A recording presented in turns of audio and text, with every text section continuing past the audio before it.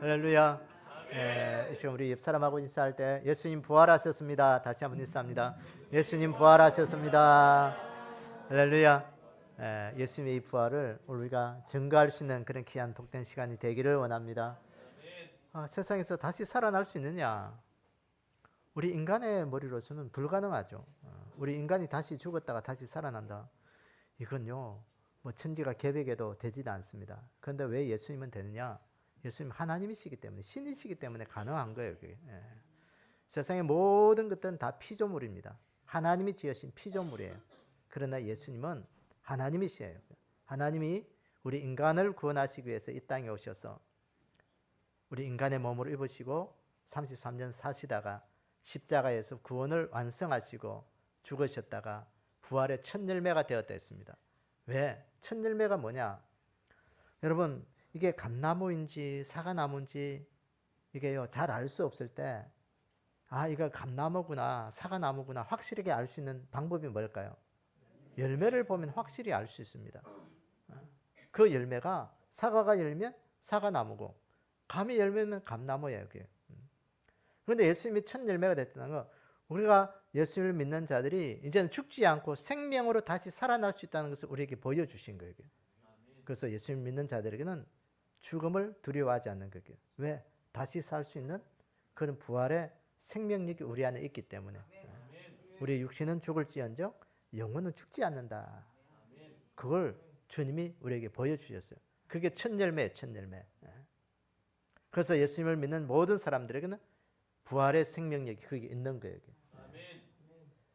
그래서 오늘 우리가 이 예수님의 이 부활절, 이렇게 예수님 부활의 생명력으로 또 믿음 생활 잘하고 이 땅에서 삶뿐만 아니라 죽어서 천국 갈 수 있는 그런 귀한 믿음이 우리 가운데 있기를 원합니다.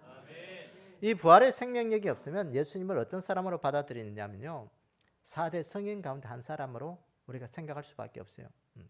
예수님이나 석가모니나 공자나 또 마호멧이나 그 4대 종교의 창시자들처럼 그 한 사람의 종교적 창시자로만 우리가 생각해 볼 수밖에 없습니다.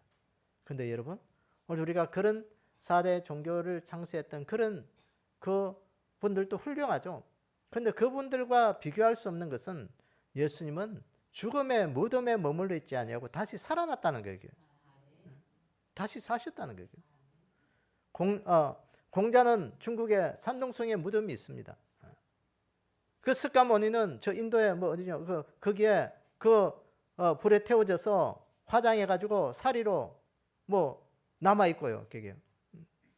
또 마호멧은 이슬람의 창시자인 마호멧은 그 사우디아라비아 메카에 그 무덤이 있잖아요. 그게.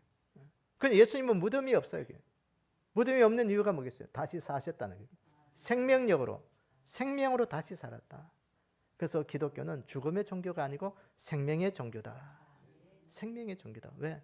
죽어서 천국 갈 수 있는 그 종교가 기독교밖에 없다. 예수님밖에 없다는 것을 우리에게 보여주신 겁니다. 그래서 오늘 또 우리가 예수님이 그냥 뭐 그 사람이 그 사람이고 다 하니까 똑같더라. 좋은 말만 하고 뭐 절에 가나 교회 가나 뭐 어디 가나 다 좋은 말이 참 좋다. 마음의 평안을 준다. 그렇게 생각하면 다시 마음을 생각해 보셔야 돼요. 우리 교회는 생명의 종교다. 교회만큼 여러분 그 안에 들어가 보면요, 세상 사람들이 말하는 것처럼 속 시끄러운 것도 없습니다. 그런데 거기에 생명력으로 보지 아니하면 그것이 참 힘들고 교회가 왜 저러나 그렇게 보이지만 그 안에 생명력으로 보면 그것이요 다 예수님의 사랑으로 보이는 거예요. 그래서 오늘 우리가 보는 관점을 달리 보기를 원합니다. 예수님은 오늘 우리의 생명력이 되신 분이다. 생명이 되신 분이다. 그래서 오늘 이 부활절, 2024년 이 부활절이 여러분 다시 믿음으로 거듭날 수 있는 그런 귀한 시간이 되기를 주님의 이름으로 축원합니다. 오늘 이 부활절을 우리가 맞이하면서 요한복음 20장의 말씀을 가지고 오늘 저는 부활의 주님을 만난 제자들이란 제목으로 오늘도 말씀을 상고하도록 하겠습니다. 예수님께서 부활하신 시간은 성경에 보면 안식 후 첫날이라 그렇게 기록되어 있습니다. 이 안식 후 첫날, 유대인들의 안식일은 금요일 오후부터 토요일 오후까지입니다. 그래서 유대인들은 이 안식일은 아무것도 하지 않습니다. 제가 성지순례 가서 이 갈릴리에 갔을 때가 그때가 토요일 오후 안식일이었는데요. 정말 좀 뭐 거짓말 하나도 안 보태고 상점은 다 문이 닫혀 있고요. 우리나라 명절보다도 더 조용한 곳. 개미 새끼 한 마리 보이지 않더라고요. 그 엘리베이터는 여러분 이방인이 타는 엘리베이터와 그 호텔 같은 데 가면 유대인들이 타는 엘리베이터가 따로 있습니다. 유대인들이 타는 엘리베이터는요. 층층마다 안식일에도 이 엘리베이터 누르는 것도 일이라고 그거 하지 않습니다. 층층마다 다 써요. 그게. 불도 피우지 않습니다. 밥도 안 해 먹어요. 여기. 어쨌든 일은 안 합니다. 그래서 모든 것도 안 하죠. 그래서 오늘 우리가 이 유대인들의 안식일이 오늘날 우리 그리스도인들의 주일이 되는 것이죠. 주일이 뭐냐? 주님의 날이에요. 주님의 날. 그래서 그리스도인들이 교회 다니는 사람들을 보면 일요일이라 안 하고 주일날이라고 이렇게 말이 이야기합니다. 은혜가 바뀌는 거죠. 왜 주님의 날, 주님의 부활을 기념하는 날이다. 그래서 주일이다. 그렇게 주님의 날. 어쨌든 유대 지도자들이 예수님을 십자가에 못 박혀 죽을 때 안식일을 피하기 위해서, 왜 안식일이 되면 아무것도 하지 못하니까 안식일 전에 뭐 어쨌든 십자가의 사건을 하든지 안식일이 지나면 이제 뭐 여론이 또 허지부지 돼서 어떻게 될지 모르니까 안식일을 피하기 위해서 재판을 급하게 엽니다.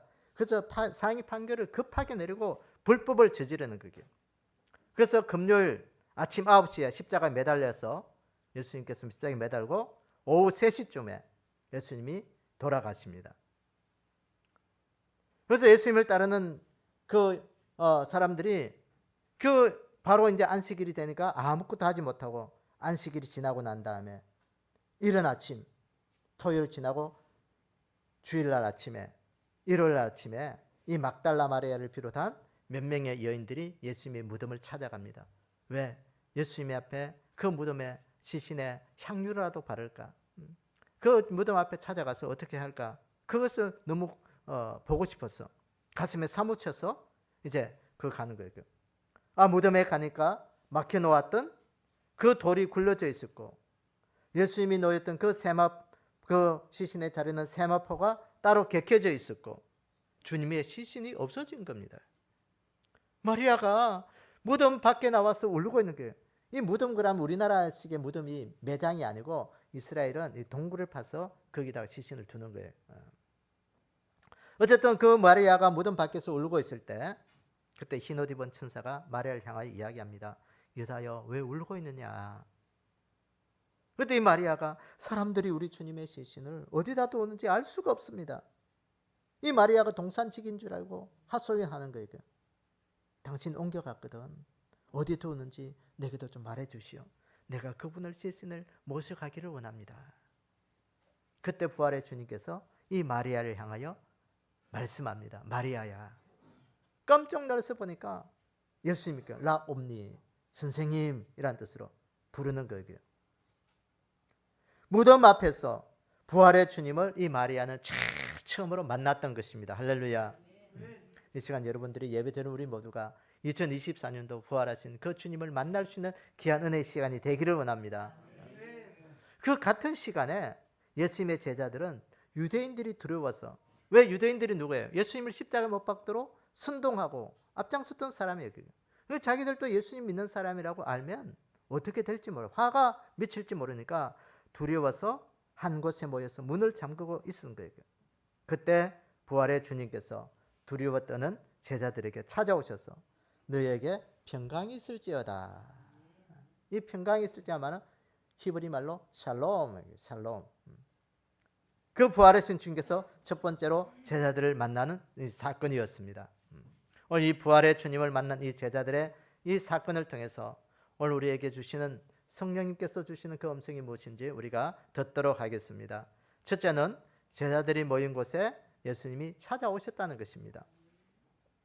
오늘 본문 19절에 보니까 이날 곧 안식 후 첫날 저녁 때에 제자들이 유대인들을 두려워하여 모인 곳에 문을 닫았더니 예수께서 오사 가운데 서서 이르시되 너희에게 평강이 있을지어다. 두려움했던 그 제자들이 모이는 그곳에 예수님이 찾아오셨다는 거예요. 오늘 이 말은 예수님께서 우리 교회와 함께 하시고 우리 믿는 사람들과 함께 하심을 우리에게 의미하는 것입니다. 예수님께서 유대 종교 지도자들에게 신문을 받으시고 멸시받으시고 고난당하셨습니다. 로마 군인들에게 얼마나 끔찍한 모독을 당하고 상상 초월하지 못할 그런 고통을 당했습니다. 로마 총독 빌라도가 불법적인 신문을 통해서 불의한 판결을 내렸습니다. 그래서 십자가에 처참하게 고통당하면서 죽었던 것이에요. 생각해 보세요. 만약 우리가 다시 살아났다면 그 억울함과 그 가슴 엉그리진 그것들을 복수하려고 누굴 찾아가겠어요? 로마 군인을 찾아가고 빌라도 찾아가고 유대 종교 지도자들 찾아가서 너희들이 그렇게 미워했고 했던 내가 다시 살아났다. 어쨌든 복수의 그런 것들을 할 수가 있었습니다. 근데 주님은 그렇게 하지 않으시고 누구를 찾아가시느냐? 두렵고 떨면서 문을 닫고 서 있던 그 제자들을 찾아가셨다는 거예요.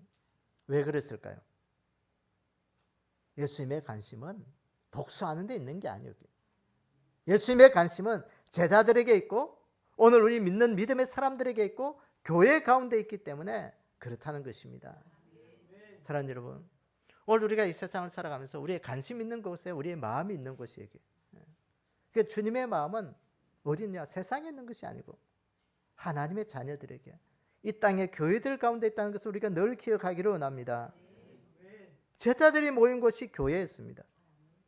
오늘 우리가 믿음의 사람들이 모인 곳이 교회고 우리 각자의 심령이 교회예요. 교회. 우리의 마음은 교회입니다. 내 마음은 교회야. 내가 움직이는 곳이 교회가 되는 거예요. 그래서 주님이 오늘도 부활하신 주님이 제자들을 찾아가신 것은 교회를 찾아간 거예요. 믿음의 사람들을 찾아간 거예요. 왜? 그 믿음의 사람들을 그들에게 생명력으로 증거하기 위해서, 생명을 주시기 위해서.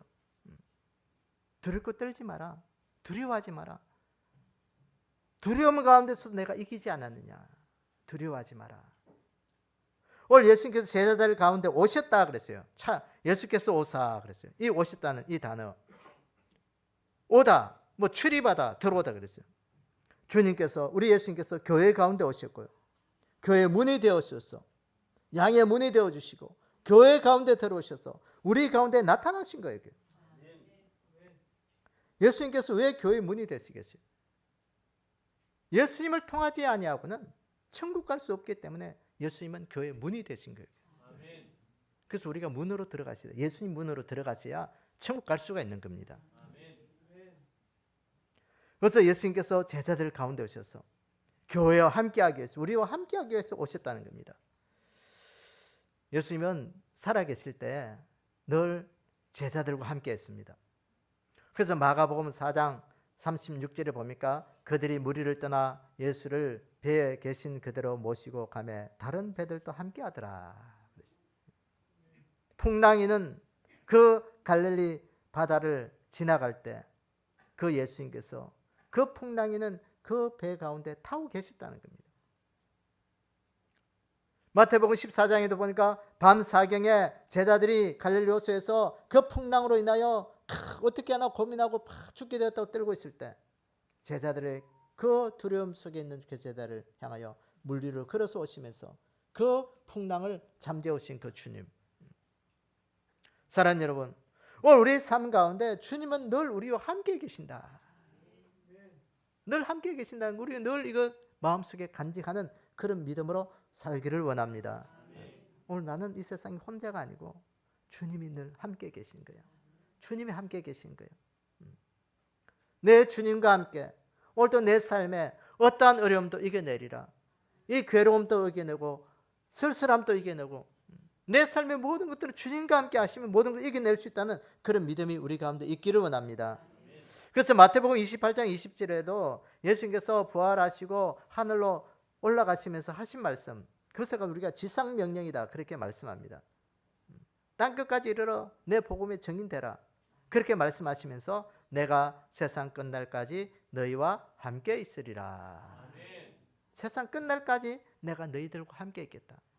언제까지? 세상이 지구가 종말되는 그날까지, 예수님 이 땅에 다시 오는 그날까지 내가 너희들과 함께 있겠다.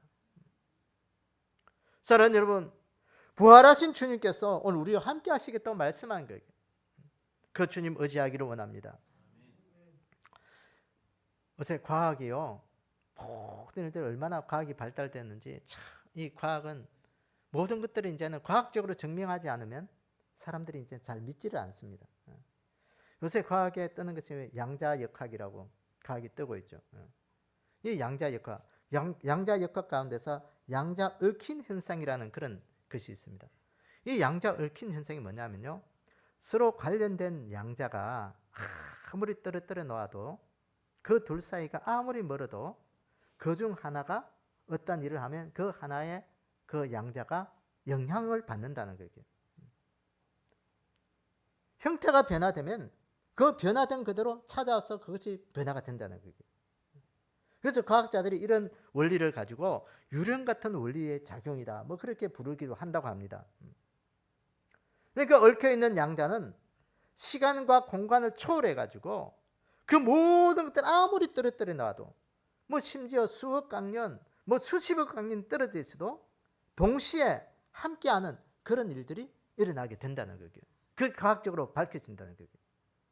사랑하는 여러분, 이 부활의 모든 일들, 부활하신 주님께서 제자들과 함께 하셨던 그 일들, 하나님이 되신 예수님, 신이신 그 예수님이 어떻게 인간의 삶 속에 함께 들어올 수가 있느냐?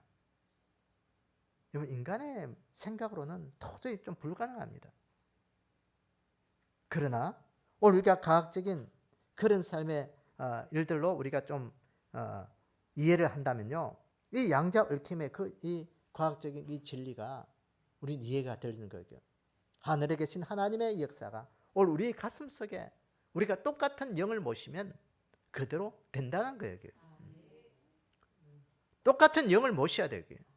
하나님의 영으로 우리 가슴 속에 채우고, 오늘 우리가 하나님의 살아있는 것을 오늘 우리가 확신하면 하나님께서 우리의 삶 가운데 역사하는 그런 믿음이 되는 것입니다.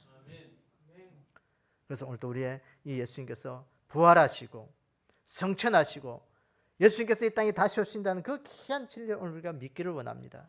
그러면 하나님의 구원의 역사, 하나님의 역사가 오늘도 우리의 모든 삶 가운데 일어나는 것입니다. 그래서 오늘 주님께서, 부활하신 주님께서 제자들을 찾아오셨습니다. 오늘 지금도 이 시대 예수님을 따르는 믿음의 성도들에게 찾아오시고 믿는 무리들 가운데 찾아오셔서 오늘도 우리와 함께 하시기를 원하십니다. 샬롬, 평안하냐? 샬롬, 샬롬. 그렇게 우리에게 함께 하기를 원하신다는 그 주님, 우리 가슴 속에 꼭 모시는 그 은혜가 우리 가운데 있기를 주님의 이름으로 축원합니다. 두 번째, 부활의 주님께서 만난 이 제자들의 두 번째는 손과 옆구리를 보이셨다는 겁니다. 제자들에게 찾아오셔서 평안하냐 말씀하시고 그 손과 옆구리를 보이시니 제자들이 주를 보고 기뻐하더라. 왜 손을 보이고 옆구리를 보이셨어요? 예수님께서 십자가에 돌아가실 때 손에 못을 박혔습니다. 그러니까 그 못 자국이 손에 있는 거예요. 그리고 또 옆구리에는 창자국으로 찔려서 그 예수님께서 십자가 위에서 그 물과 피를 다 쏟았다 했습니다. 성경에 보면. 과학적으로 보면 이 물과 피, 여러분 피를 받아 놓으면요, 그 피가 이게 분리가 됩니다. 물과 이렇게 빨간색과 하얀색이 분리가 된다고 그래요. 그러니까 그 흰 거는 물이고 빨간 거는 어쨌든 피미예요. 그것이 다 예수님 몸에서 빠져나간 거예요.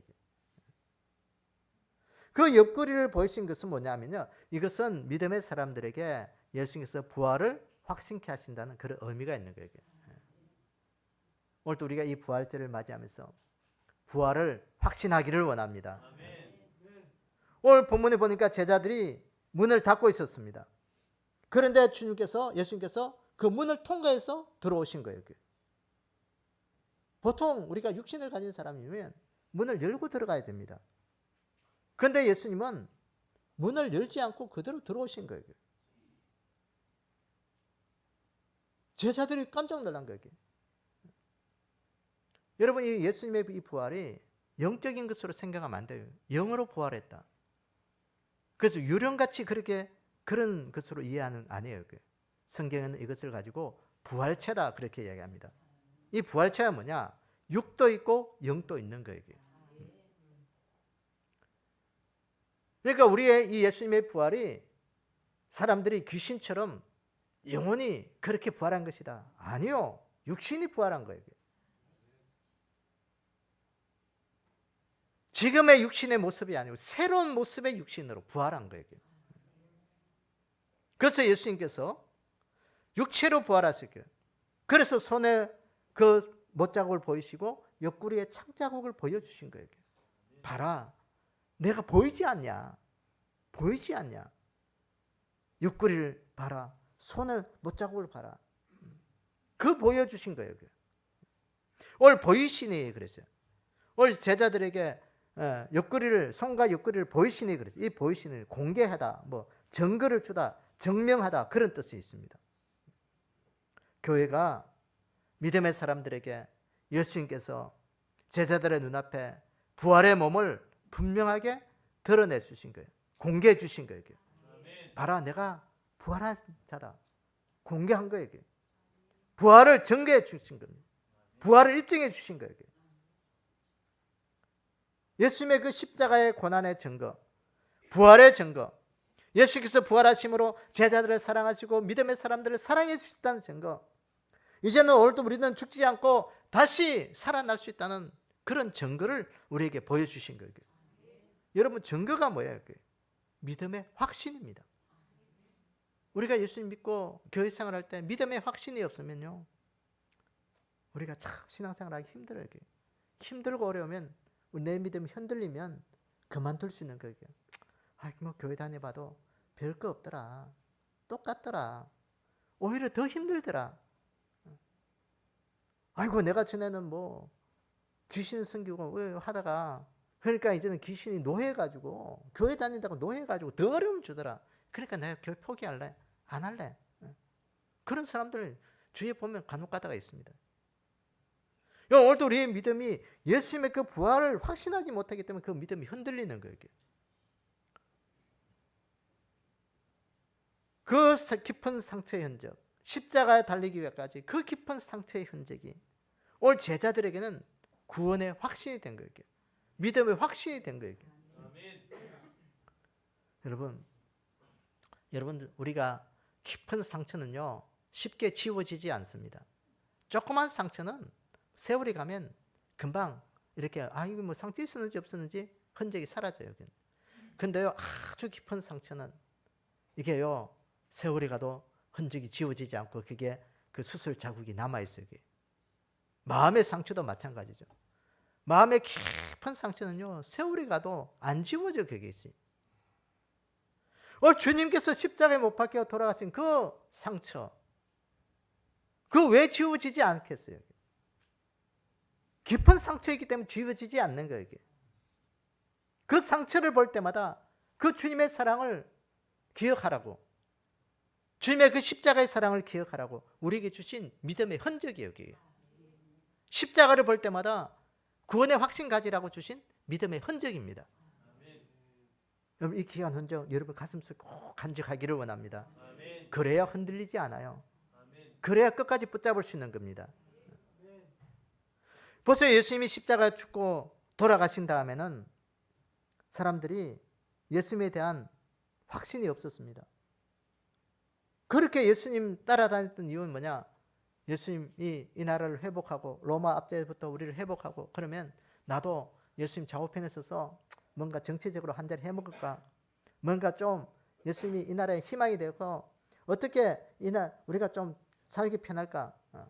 요새 그 국회의원 선거가 한참인데 뭐 표 잘 찍어야 된다는 사람들이 자꾸 이야기하는데 왜 표를 잘 찍어야 됩니까? 이 나라 백성들이 어쩜 좀 편하게 살 수 있을까? 잘 선택해야 된다는 것이죠. 예수님 시대도 마찬가지였습니다. 예수님 따라다니면 영웅이었습니다. 보세요. 보리떡 5개 물고기 2마리로 5천 먹이시고 가는 곳마다 병자도 일으키시고 가는 곳마다 사람들의 삶의 질이 달라지는 거예요. 그러니까 사람들의 영웅이 된 거예요. 그런데 주님이 허무하게 십자가에 죽어버렸어요. 이 사람들의 실망이었습니다. 별거 없네. 이 십자가는 수치와 모욕의 사형 도구였습니다. 사람들이 좌절과 절망 속으로 다 뿔뿔이 흩어졌습니다. 그때 이 새벽에 여인들이 그 예수님 무덤 앞에 갔을 때도 예수님을 알아보는 사람은 없었습니다. 이 제자들은요, 이 도마라는 제자는 예수님이 이때 나타났을 때도 그 자리에 없었습니다. 그때 도마가 이야기했잖아요. 다른 제자들이 난 예수님 만났어. 그러니까 야, 거짓말하지 마라. 그렇게 허무하게 죽어버린 예수님 어떻게 다시 사냐. 나는 내 눈으로 확인하지 않으려고는 예수님 부활을 못 믿겠다. 성경에 보면 엠마오로 가는 두 제자가 있었습니다. 그 제자들은 가는 길에서 예수님 어떤 사람을 한 사람 만났어요. 그 평소에 그 제자들이 예수님께서 해주신 그 이야기들을 쭉 해주었습니다. 그런데 그들은요, 절망과 낙심에 빠져서 그 감에서 이야기해 주신 분이 부활하신 예수님인지 알 수가 없었습니다. 몰랐습니다. 그런데 그 부활의 주님께서 그들의 눈을 열어서 말씀을 알게 하시니까 이분이 부활하신 예수님이구나. 그들이 알게 되었던 것입니다. 오늘 우리에게 이 깊은 십자가의 이 상처, 이 고통, 이 죽음이 오늘 내 안에 부활의 생명력에 귀한 상처가 되기를 원합니다. 하나님, 오늘도 내 삶 가운데 이 십자가의 이 귀한 은혜가 내 안에 가슴속 깊은 곳에 하나님의 사랑을 깨닫는 그 믿음으로 오늘도 살게 해주십시오. 그 주님께서 부활하신 주님께서 이 땅에 40일 동안 계셨는데 오늘 고린도전서 15장에 보면 많은 사람들에게 보여주셨습니다. 첫째는 누구에게 보여주시냐? 게바, 이 베드로죠. 베드로에게 보여주시고 12제자에게 보여주시고 그 후에 500여 형제들에게 일시에 보여주시고 그 후에 야고보에게도 보여주셨다. 그리고 이 고린도 전서를 이 사도 바울이 썼는데 만삭되지 못한 나에게도 주님이 보여주셔서 내가 복음의 사명 감당할 수 있도록 은혜 주셨다. 사랑하는 여러분, 이 부활의 이 귀한 흔적이 오늘 이 십자가의 귀한 흔적으로 우리 가운데 하나님의 귀한 사랑을 깨닫는 그런 흔적이 되기를 원합니다. 이 부활이 오늘 우리 가운데 확신이 돼야 돼요. 그 부활이 확신이 되지 못하면 믿음에 확신 없이 신앙생활 힘있게 할 수가 없어요. 그래서 오늘도 주님, 세상이 뭐라고 해도 주님의 부활을 나는 믿습니다. 세상이 조롱하고 세상이 부인해도 주님 분명히 다시 사셨습니다. 그 사신 주님께서 나에게 믿음의 대상이 되게 해주십시오. 기도할 수 있는 그런 귀한 은혜가 있기를 원합니다. 그래서 오늘도 예수님 붙들고 나는 죽음으로 끝나는 게 아니라 다시 사는 그런 사람으로 나는 오늘 이 땅에 살아가리라. 다시 살아가는 사람에게, 다시 사는 사람에게. 그래서 그리스도인에게 중생이라는 표현을 하잖아요. 이 중생, 절에서 말하는 중생은 일반 대중적인 무리지만 기독교에서 말하는 중생은 거듭남, 다시 태어나는 거예요. 새로운 사람으로 변화되는 겁니다. 그래서 오늘도 이 예수님의 부활로 우리에게 다시 새롭게 태어나는 구원의 확신을 가지는 그런 귀한 은혜가 우리 가운데 있기를 주님의 이름으로 축원합니다. 세 번째, 부활의 주님을 만난 이 제자들의 세 번째는 너희에게 평강이 있을지어다 말씀하셨습니다. 문들을 닫았는데 예수님께서 제자들 가운데 오셔서 이르시되 너희에게 평강이 있을지어다. 샬롬. 샬롬이라고 인사했습니다. 이것은 이 부활의 주님께서 믿음의 사람들에게 교회에 찾아오셔서 평안을 주셨다. 평안을 주신다. 여러분, 오늘 우리가 믿음 생활할 때 예수님의 그 십자가의 그 은혜, 예수님의 그 십자가의 고난을 깨닫고 그 은혜를 깨닫는 것을 우리가 기억해야 되는 것이 구원의 확신입니다. 그 죽음을 이기고 고통을 이기고 모든 걸 이기는 그 은혜, 생명의 역사를 확인하는 것이 평강이에요. 이거 몰라. 될 대로 되라가 평강이 아니고 오늘도 내 안에 주님의 그 십자가를 기억하고 그 주님의 부활의 은혜를 안다면 오늘 우리는 늘 주님의 주신 그 평안의 마음으로 오늘 살아가는 그런 은혜가 되기를 원합니다. 오늘 주님은 여러분들에게 어떤 분입니까? 예수님은 나에게 어떤 분입니까? 이 예수님의 부활이 아니면 세상 사람들과 똑같이 오늘 4대 성인 가운데 한 사람으로 기억되어지고, 그래 뭐 스가모니보다도 공자보다도 마호메트보다도 그래도 예수님이 난 더 좋더라. 그래서 뭐 어떤 뭐 내가 좋아하는 한 사람으로, 팬의 한 사람으로 여길 수가 있습니다. 그러나 여러분, 오늘 우리 예수님은 십자가에 죽으시고 죽음을 이기고 부활하신 분이에요. 여기. 이 부활을 통해서 오늘 주님은 오늘 우리에게 교회 가운데 평안을 주기를 원하십니까? 내가 너에게 주는 이 평안은 세상이 주는 평안과 다르다. 네가 신앙생활하고 믿음생활할 때 세상에서 환난을 당하지만 내가 너희들에게 이 환난을 이길 수 있는 그 평안을 내가 너희들에게 주겠다. 주님 평소에 살아계실 때 말씀하신 거예요. 너희들이 세상에서 환난을 당하나 담대하라. 내가 세상을 이기었노라. 이 평안이라는 말을 히브리어로는 샬롬, 헬라어로는 에이레네. 평화하다, 뭐 복지다, 번영이다, 형통이다, 그런 의미를 가집니다. 그러니까 주님이 그 부활의 모습은 우리에게 평화의 모습뿐만 아니라 축복을 누리고 번영을 누리고 위기의 삶을 이겨내는 형통을 우리에게 말씀하는 겁니다. 여러분, 우리가 어떻게 평화를 누릴 수가 있습니까? 어떻게 이 번영을, 하나님 주신 이 번영을 누릴 수가 있습니까? 예수님의 부활을 확신하셔야 되고요. 오늘도 주님이 죽음을 이기고 부활하셨던 것처럼 주님이 오늘도 우리에게 평안하라고 말씀하시는 것처럼 주님, 오늘도 내 안에 평안을 주십시오. 이 불안과 두려움에 떨고 있는 내 삶의 모습들을 주님, 오늘도 내 안에 평안을 누리게 해주십시오. 그것이 우리의 기도가 되기를 원합니다. 사도 바울은 그 서신문서에 보면 그 교회들마다 편지 쓸 때 어떻게 하냐, 은혜와 평강이 있기를 원하노라. 그래서 로마서 1장 7절에도 보면 주 예수 그리스도로부터 은혜와 평강이 있기를 원하노라 그랬어요. 그래서 사도행전 9장 31절에 보면 그리하여 온 유대와 갈릴리와 사마리아 교회가 평안하여 든든히 서가고 주를 경외함과 성령의 위로로 진행하여 수가 더 많아지니라 그랬어요. 이 평안이라는 말은 어려움이 없었다라는 그런 표현이 아니고 평안을 누리는 거예요. 여러분, 그 성경에 보면 베드로가 예수님 지나다가 감옥에 들어가잖아요. 여러분, 감옥에 들어가면 어때요? 뭐 저는 감옥에 안 가봤지만 감옥에 들어가면 불안할 수 있어요. 왜냐하면 요즘 뭐 감옥은 뭐 죄인들도 인권 이야기 해가지고 뭐 보니까 뭐 언제 한 데는 보니까 이 감옥에 있는 죄수들이 뭐 내보다 밥 더 잘 먹네 해가지고 뭐 왈가왈부하는 그런 기사가 실렸던데, 어떤 옷은 인권 때문에요. 죄수들도 함부로 대하지 못합니다. 그런데 이 당시에는 뭐 인권이 어디 있어요? 특히 로마 압제 시대에 피지배자의 그 인권은 없는 거예요. 그런데 베드로는 감옥에 들어가서 거기 복음 전하다가 거기에 잠을 자고 있는 거예요. 잠자고 있는 이 베드로에게 천사가 나타나서 베드로를 깨우는 그 이야기가 성경에 나오는 거잖아요. 그게 평안이에요. 그게. 우리가 흔히 말하는 누가 업고 갈 모를 정도로 잠자고 있더라. 주님은 사랑하는 자에게 잠을 주신다. 여러분, 주님 사랑하면 잠 잘 자요.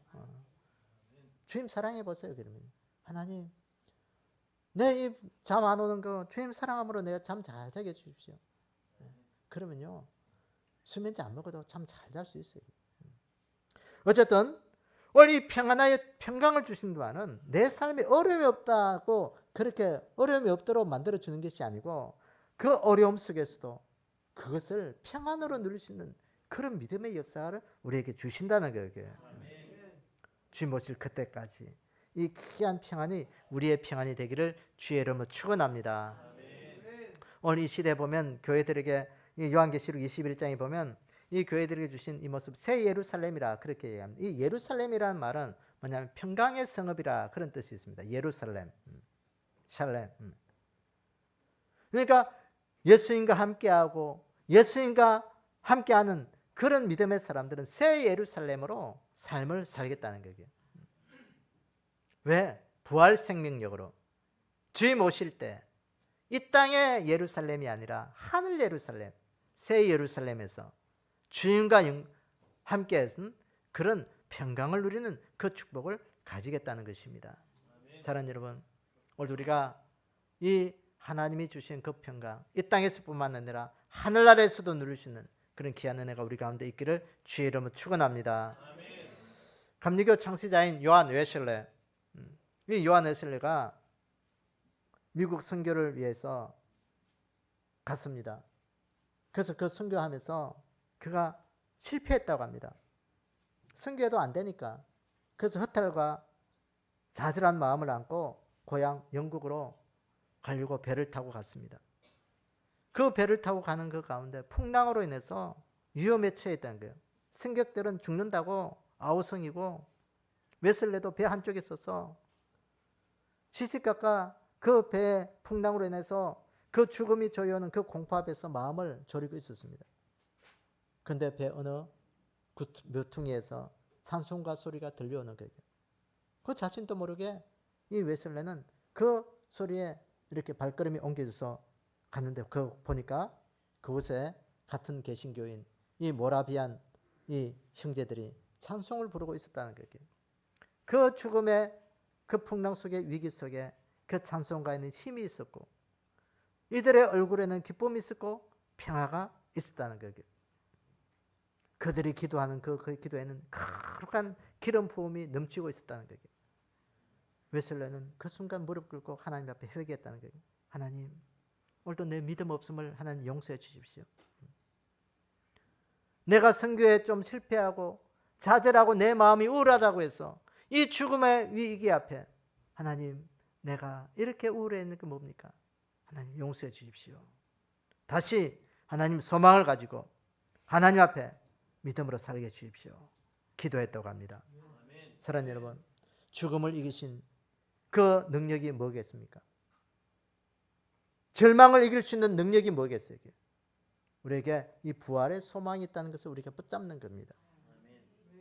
두려움을 이길 수 있는 그 힘이 어디 있겠습니까? 두려움을 이기신 그 주님을 붙잡는 겁니다.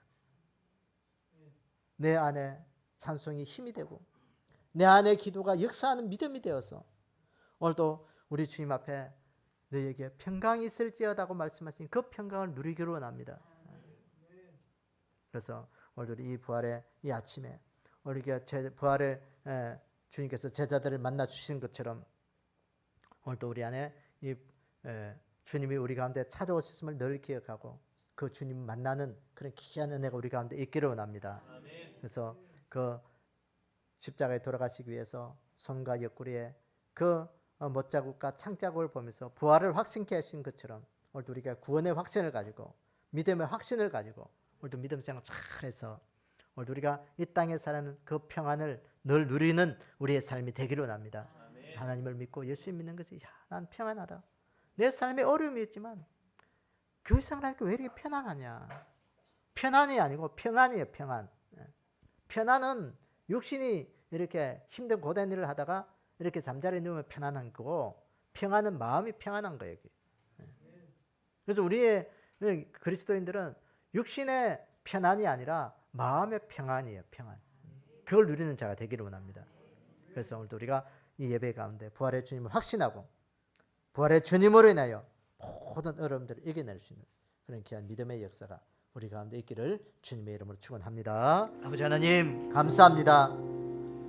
부활하신 주님을 찬양합니다. 아멘. 우리 인생 속에서도 부활하신 주님 만날 수 있는 귀한 은혜 더하여 주시옵소서. 아멘.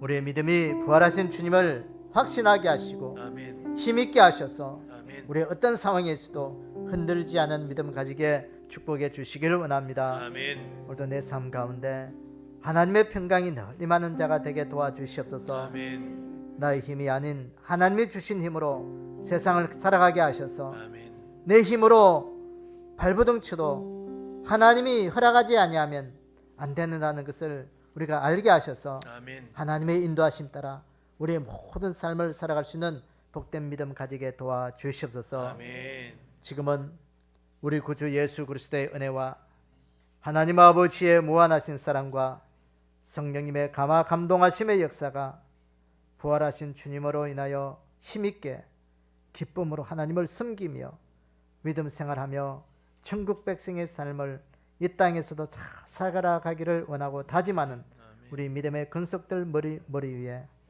주님 다시 오실 그날까지 예수님의 부활의 생명력으로 영원히 함께 있을지어다. 아멘. 아멘.